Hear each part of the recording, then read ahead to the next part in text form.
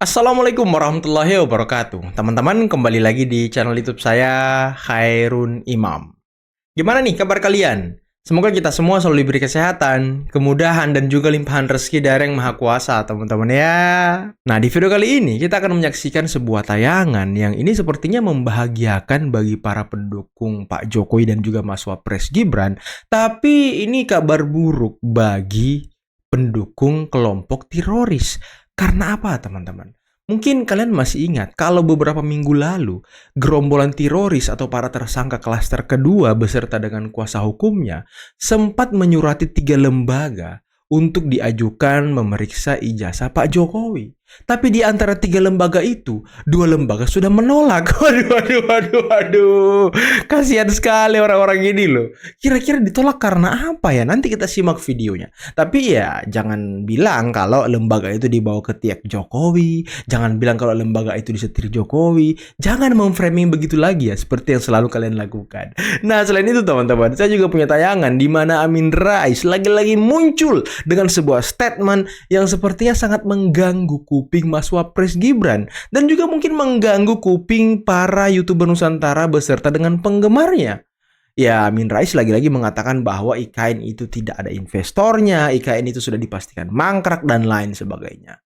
Ya, mungkin hal ini yang membuat Mas Wapres Gibran beberapa kali mengatakan bahwa ya IKN itu dilanjutkan, IKN tetap dijalankan, staf-staf dari Setwapres sudah dikirim ke IKN untuk bekerja, dan targetnya tahun 2028 semua sudah pindah ke IKN, teman-teman. Ini sangat luar biasa. Ya, mungkin ini sedikit mempermalukan Amin Rais ya. Waduh. Karena yang disampaikan Mas Gibran ya fakta, teman-teman. Tapi sebelum kita mulai videonya, jangan lupa like, subscribe, dan share. Dan tanpa perlu berlama-lama lagi, mari kita mulai videonya berikut ini. 2 hari, 3 institusi akademik menolak permohonan pemeriksaan forensik keaslian ijazah Presiden ke-7 Republik Indonesia Joko Widodo yang diajukan oleh Roy Suryo CS. Kasian banget Kuasa loh. hukum Roy Suryo, Refli Harun, tak merinci 2 institusi itu. Namun dia menyebut institusi tersebut menolak karena mengaku tak punya wewenang. Saat ini Roy Suryo CS masih menunggu jawaban dari 1 institusi lain yang juga mereka minta untuk memeriksa ijazah Jokowi. Namun, jika 1 institusi tersebut juga menolak, Roy Suryo CS berencana mengajukan pemeriksaan forensik mandiri ke institusi di Singapura. Singapura? Nanti kalau Singapura menolak gimana? Mau kemana lagi? Mau ke Pluto sana? IKN Nusantara yang dia impikan sebagai persembahan terakhir buat bangsa Indonesia, kini telah jadi bumerang yang memukul dirinya lagi nih sendiri. manusia ini? IKN sudah bisa dipastikan mangkrak, tidak ada investor luar yang tertarik. 10 investor dalam negeri yang kata media massa mau membantu Jokowi juga hanya ecek-ecek saja. Komitmen mereka cuma 20 triliun, itu pun tentu tidak sekaligus ya. Dan besar kemungkinan hanya simbolik saja. Setelah Jokowi tidak berkuasa, tidak ada lagi raison d'être untuk meneruskan komitmen itu. Karena TKI pasti mangkrak dan Pasti Indonesia sudah ganti lurah. Katanya. Maka lurah Prabowo insya Allah lebih mampu memimpin Indonesia. Waduh. Coba perhatikan sikap dan omongan Jokowi belakangan ini. Bentar, Bung Amin ya, bentar. Kemarin perasaan Pak Prabowo melakukan kunjungan ke IKN tuh Bung Amin. Apakah Bung Amin nggak lihat ketika Pak Prabowo berkunjung ke IKN? Ataukah Bung Amin menutup mata ketika Presiden ataupun Wapres berkunjung ke IKN? Waduh. Mas Gibran kapan mau pindah ke IKN? Ya, kalau saya fleksibel, bisa berkantor di mana saja, di Papua bisa, fleksibel. Di IKN bisa, di tempat-tempat bencana bisa. Kita kan selalu di lapangan ya, jadi sekali lagi kita sudah instruksikan untuk memulai memindahkan staf Setwapres untuk pindah ke IKN, dan ya nanti ditunggu saja. Ini tinggal kita percepat saja pembangunan untuk kompleks legislatif dan yudikatif 2028 nanti, dan ya tugas kita sekarang memastikan semua pembangunan berjalan sesuai timeline, visi misi Presiden berjalan dengan baik, dan Saya ke IKN Desember, Pak Presiden 2 minggu setelahnya juga ke IKN. Ini bisa dilihat sebagai bentuk keseriusan beliau untuk menyelesaikan IKN ini. Dengar tuh Bung Amin, dengar tuh Bung Amin, pasang telinga yang baik ya. Ada menyinggung soal ijazah nggak sih Pak? Karena kan mungkin konflik ijazah kan juga sempat menyeret Demokrat Ya. Pak SBY ya. Mungkin tadi Oh enggak, jadi gini, kalau soal ijazah saya tidak bersinggungan sama sekali karena saya tahu persis ya menurut keyakinan saya Pak Jokowi selama berproses melakukan proses politik terakhir sebagai presiden kan sudah melalui tahapan-tahapan. Jadi kalau soal ijazah itu ya saya tidak menyinggung sama sekali dan Pak Jokowi juga tidak menyinggung. Dan kami, kebetulan saya sekarang di Wakil Sekjen Partai Demokrat, Pak Jokowi juga saya infokan dan beliau juga sudah tahu bahwa Demokrat sangat tidak mungkin ya membuat fitnah atau lagi menuduh. Itu tidak wataknya Pak SBY, tidak wataknya Pak AHY dan juga tidak wataknya Partai Demokrat. Partai Demokrat ini partai kaum intelektual, kaum agamais. Jadi kaum yang betul-betul menjunjung tinggi cara berpolitik yang santun. Ya. Dan nasionalis religius lah yang kami tanamkan. Jadi insya Allah tadi malah Pak Jokowi pesan salam buat Pak SBY, buat Mas AHY. Dan tentunya juga harapan-harapan ini ya kita dengan jumlah penduduk yang besar ya 280 juta penduduk Indonesia ini harus bersama-sama membangun bangsa. Bersama-sama seluruh tokoh bangsa ini memperkuat untuk membuat negara ini lebih kuat, lebih sejahtera dan lebih mantap lagi. Ayo, beli, ayo. beli buku deh. Beli buku. Beli buku deh. Cek tensi. Beli buku, beli dong, itu kasihan itu. Nggak laku-laku bukunya, beli dong. Jatuh. Ini mobil listrik. Ya, mereknya GWM. GWM itu singkatan dari Great Wall Machine. Ya, Great Wall Motor atau Great Wall, Cina. Nah, suka-suka kau lah, suka-suka kau. Kemudian tipe Euro 3. Nopolnya ini B1896 PGB. Tapi menariknya kan, mohon maaf. Saya mau ngecek juga kan Siap. di PKB-nya. Setelah kita cek ke Samsat PKB, ketemunya kok ini ya. Tidak ditemukan. Nah, ini ada dua kemungkinan. Ya. Mungkin ini saya khusnuzon. Ya. Mungkin error ya. Ini saya cek hari ini ya, gitu 5 Februari tadi jam 10. ya, jam 10 tadi saya ngecek. Bisa sistemnya ini yang lagi error atau mobil ini pakai nopol yang tidak benar. Nopol yang alias tidak bodong. benar. Semoga bukan yang itu. Iya. Lah, sebentar. Nih, saya mau menguji logika manusia ini, teman-teman ya. Dia kan tadi katanya ngecek di Samsat gitu ya kan. Dia ngecek di Samsat dan keluar error gitu kan. Nggak muncul siapa pemiliknya. Dan dia berhusnuzon katanya. Ada 2 kemungkinan. Error ataupun nopolnya nggak benar. Kenapa orang ini tidak nanya langsung ke petugas Samsat tempat dia ngecek? Kenapa nopolnya nggak keluar gitu ya kan? Ya bisa saja kan ada jawaban dari Samsat. Bisa saja bisa dicek langsung atau di mana gitu ya kan. Kenapa harus memframing gitu ya kan. Emang kebiasaan orang ini seperti itu teman-teman. Luar biasa orang ini. Enggak ya, gitu. Karena faktanya yang ketika saya masuk tuh ini fakta. Saya nggak kenapa karena ini adalah nggak mau nanya langsung sesuai gitu dengan nopol ini. Ya, B1896 PGB. Ya, ternyata tidak ditemukan. Moga-moga hanya pas sistemnya error saja. Di Jakarta masih ada mobil bodong ya? Banyak ya? Ada beberapa. Saya dulu menemukan mobil-mobil bodong, motor-motor bodong itu di Serikin, Jagoi Babang di daerah perbatasan Malaysia itu. Masih ada gitu. Ternyata ada video baru sekitar 1,5 menit. Oke. Dari Bang Egy. Apa isinya? Naik mobil lagi. Oke. Mobilnya dikatakan mobilnya baru gitu ya. Nah, gambarannya kayak gini nih. Jadi ini Bang Egy dengan seseorang yang sering bersama Eli Daneti. Oke. Ya, pengacaranya ya itu. Jadi dia ngomong Bang Egy itu sambil mengendarai sebuah mobil. Iya. Dia ngomong kalau ini halal, uang halal gitu. Oke. Siapa yang tanya? Ya kan nggak ada yang mempermasalahkan. Dan dia masuk ke salah satu kayak klub gitu. Iya. Nah, saya ditanya oleh banyak sekali Salah satu netizen klub? yang tanya gitu. Mas itu ada di mana? Ya alhamdulillah ilmu yang sama saya gunakan. Ketemulah lokasinya dekat kalau ini. Cuman ada di Senayan. Nah, jadi ini ada di di MAJ Senayan. Peneliti Ya, katanya kan. Asia Afrika. Lokasinya ada di sini. Ya. Jadi lokasinya memang ada di ini Senayan National Golf Club. Oh Nah, iya. tapi tidak mesti orang kesini tuh main golf, tidak. Iya. Biasanya itu hanya untuk ngobrol, untuk kongko-kongko. Nah, tangga yang Bang Egy naik ini Oke. tangga. Dia naik ketika turun dari sini, bahkan agak ngeledek. Misalnya Gitu. gimana? Tapi saya senang Gimana? karena Bang Egy sehat.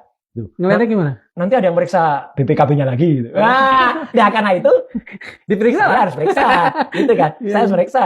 Dan kemudian dia bilang, apa sehat bang? Sehat. Saya kan nggak pakai kursi roda. Wah, itu Bang Egy sendiri yang ngomong Iya. dan rekamannya. Jadi yang menarik. Dan mobilnya Iya. memang baru kalau ini. Maksudnya baru itu adalah setidaknya keluaran tidak lama.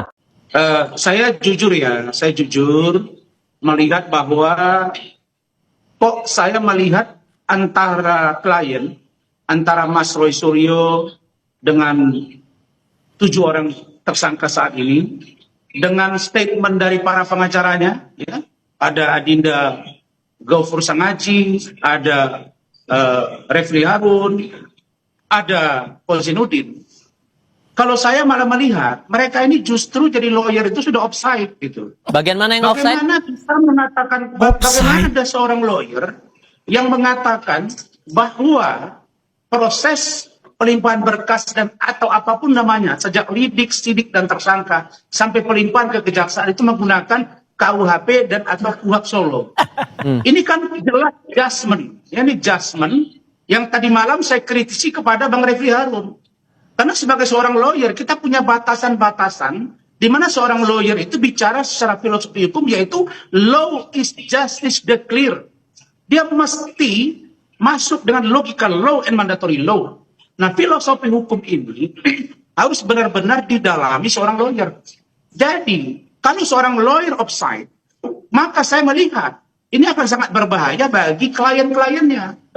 Nah, contoh ya. Kalau mengatakan KUHP dan atau KUHP Solo itu 100% tidak benar. Pertama, tidak ada diatur di undang-undang yang namanya KUHP dan KUHP Solo.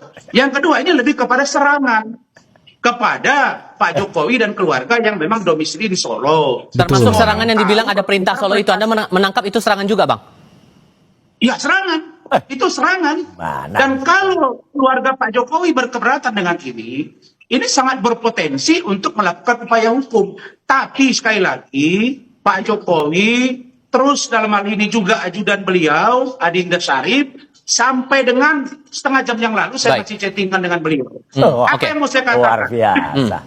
Adinda Kevin, saya mau bilang, P19 itu, apalagi di tahap awal, itu sesuatu yang biasa. Tidak ada yang luar biasa di situ.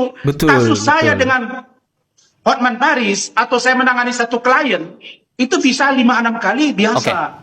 Nah karena itu maka jangan merasa bahwa dengan di P19 awal dianggap ini sebagai sebuah kecerobohan dari penyidik. Sudah kami tangkap di situ, Bang. Mas Roy, dianggap offside dibilang serangan itu. Enggak, kan Solo itu ya jangan dikecilkan. Solo itu pasti Jokowi. Tadi berita sebelumnya mantan hakim Pak Arief kan mengatakan kan cucunya juga pengen lahir di Solo. Konteks. Lah ya konteksnya apa? Artinya Solo itu milik banyak orang, bukan hanya milik Jokowi. Nah aja Jokowi punya Solo, emang dia punya Solo. Ya, kalau itu dibilang serangan apa dong Anda menangkap? Makanya nggak ada yang namanya serangan. Makanya udah kita lucu aja kan. Dan tadi saya akan jawab. Kalau P19 itu katanya itu apa sering enggak? Saya lihat data dari case manajemen kejaksaan. Yang namanya P19 langsung dikembalikan itu hanya sekitar 3-7% yang ada ya gitu. Jadi artinya rata-rata semuanya langsung P21, Ini menunjukkan kasus yang menjadi atensi masyarakat banyak. Katanya sudah bahkan laporan Jokowi itu semenjak 30 April. Kemudian diawasi oleh banyak orang. Kemudian udah ada ya banyaklah pendukung mereka, ada penasihat ahli Kapolri yang katanya setiap saat bisa telepon. Nyatanya P19 juga. Jadi kan lucu aja, kita ketawa aja. Jadi di mana ya bukti-buktinya yang 700.000 itu 700 ya kemudian 700 ya kemudian saksi-saksi 100 ribuan dan kemudian ahli yang 22 itu mana keahliannya? Ya, kok zong. Bang Rasman begini, Anda dalam sebuah acara TV juga pernah bilang, saya harus salah dulu, karena Anda dalam sebuah acara TV bilang bahwa Pak Jokowi sudah menutup pintu maaf untuk 6 tersangka yang lain. Artinya Pak Jokowi Anda bisa bilang sudah siap untuk proses peradilan terhadap mereka-mereka yang masih tersangka ini? Kita nggak butuh maafnya. ini saya tegaskan lagi. Kemarin siang saya berkomunikasi dengan Solo. Jadi maksud saya begini. Spesifiknya siapa nih? Solo Spesifiknya siapa nih? banyak orang loh Solo itu. Gini. Kemarin sore Pak Jokowi lewat ajudan beliau, Adinda Syarif, sudah menyatakan bahwa menutup pintu kepada RRT, Roy Rismond Tipa untuk restoratif justice. Siapa yang mau Belakangan setelah tadi malam ada perdebatan, dilihat dan dievaluasi, tidak ada niat baik, bahkan makin menjadi-jadi. Bahkan ada satu pikiran seolah-olah kalau nanti Pak Jokowi membuka ruang untuk mediasi atau restoratif justice, maka digambarkan seolah-olah seorang Pak Jokowi ini takut di persidangan. Maka kemarin disepakati bahwa close untuk ke-6-6-nya. Pokoknya nggak usah Pak, nggak usah ada yang restoratif justice, sampai pengadilan aja udah. Kalian tidak usah masuk ke MK. Iya. Kader PDIP ini minta Pak Purbaya mundur. Coba lihat videonya. Loh, kenapa lagi nih? Dirut Bursa Efek Indonesia telah mengundurkan diri. Disusul kemudian 3 komisioner OJK mengundurkan diri juga. Terjadi keguncangan di sektor keuangan kita. Saya tidak mau bertanya mengapa mereka mengundurkan diri. Saya hanya mau bertanya singkat saja. Purbaya kapan nyusul? Ya kan? Gagal paham kan? Ngaco emang. Partai Kebo ini, ya kan, orang-orang kayak gitu dipelihara, kader-kader kayak gitu, nggak paham dia. Padahal ya, ini masalah ini ya, kenapa ISG turun ini, itu dikarenakan pada tahun sebelumnya Pak Purbaya juga udah tegur kan, agar segera bebenah permainan-permainan menggoreng saham ini, ya, dan MSCI ya, itu juga sudah mengasih warning ke Indonesia, ke IISG. Ya kan, makanya di bulan Februari ya itu di ultimatum untuk dibekukan sehingga turunlah anjlok ke ISG. Tahu MSCI nggak? MSCI itu Morgan Stanley Capital Internasional, ya, suatu badan atau lembaga dari US yang memang selama ini dialah yang mengesahkan indeks. Ya, kalau nggak disahkan indeks, sebuah lembaga atau sebuah perusahaan atau company sahamnya tidak akan bisa diperjualbelikan di pasar keuangan global, gitu loh. Jadi memang ini kesalahannya memang dari kita, dan yang pasti kalau mereka tidak mundur pada dirut-dirut Bursa Efek Indonesia itu, goblok itu nggak mundur, karena pasti akan dipecat oleh Pak Purbaya. Mendingan mundur dengan baik-baik, kelihatannya lebih bagus. Oke teman-teman, itulah tadi beberapa video yang bisa kita simak, yang bisa kita saksikan pada kesempatan kali ini. Dan gimana menurut kalian tentang, saya tuh agak bingung ya, mengenai gerombolan-gerombolan teroris ini atau para tersangka klaster kedua ini teman-teman. Nanti suratnya ditolak, dibilang lembaga akademik ini di bawah kendali Jokowi, di bawah naungan Jokowi, di bawah ketiak Jokowi.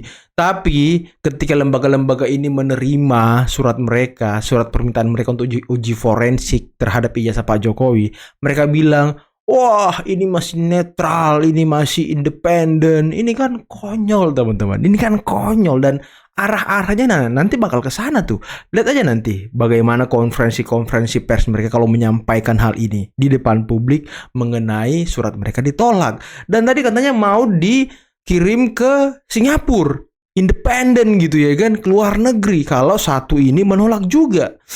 Tapi pertanyaan saya lagi-lagi, kalau yang di Singapura ini menolak, kalian mau kemana lagi? Mau ke Pluto sana? Nah, sekarang kalian pindah ke Pluto, biar tidak ada yang bikin gaduh, bikin ribut bangsa ini. Biar tidak ada orang-orang yang bukan peneliti, bukan akademisi, ngaku-ngaku akademisi, peneliti. Kan ini kita selalu dibodoh-bodohi dengan orang-orang yang mengaku-ngaku peneliti, teman-teman. Ya, saya nggak tahu siapa orangnya, tapi mungkin kalian sudah tahu lah siapa gitu ya kan.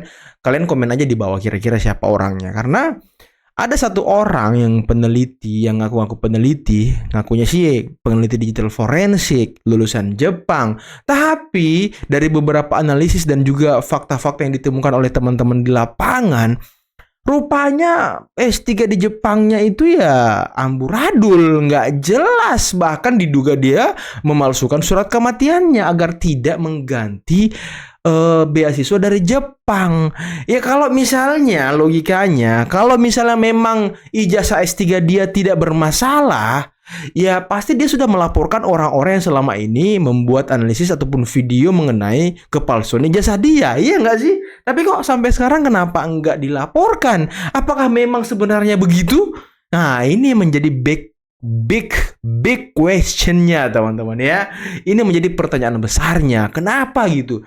Karena Michael Sinaga aja dituduh wartawan gadungan langsung melapor, mendatangi Dewan Pers, melapor dan lain sebagainya. Nah, yang satu ini tidak melapor. Apakah memang kenyataannya seperti itu, teman-teman? Nah, gimana menurut kalian? Coba kalian komen di bawah ya. Karena saya penasaran gimana pandangan serta pendapat kalian mengenai peneliti satu ini. Ini agak-agak aneh juga sih. Tapi ya biarkanlah kita bahas gitu. Dan tadi Amin Rais ya sedikit dipermalukan oleh Mas Wapres Gibran, mengatakan bahwa IKN sudah dipastikan mangkrak, IKN katanya sudah tidak ada investornya dan lain sebagainya. Padahal Mas Wapres Gibran berkunjung ke IKN, kemudian setelah itu Pak Prabowo juga berkunjung ke IKN. Nah, ini bukti penegasan bahwa IKN akan dilanjutkan. Dan tadi Wasekjen Partai Demokrat berkunjung ke kediaman Pak Jokowi yang juga beliau seorang wakil menteri. Kira-kira ada apa ya? Kira-kira bahas apa ya? Apakah mereka membahas mengenai laporan Demokrat kepada YouTuber Nusantara? Waduh. Apakah YouTuber Nusantara akan damai dengan Partai Demokrat? Wah, ini episode yang akan kita tunggu-tunggu teman-teman ya. Oke, mungkin cukup sekian dulu video kali ini. Jangan lupa like, subscribe, dan share videonya. Akhir kata, billahi taufiq wal hidayah. Assalamualaikum warahmatullahi wabarakatuh. Bye-bye.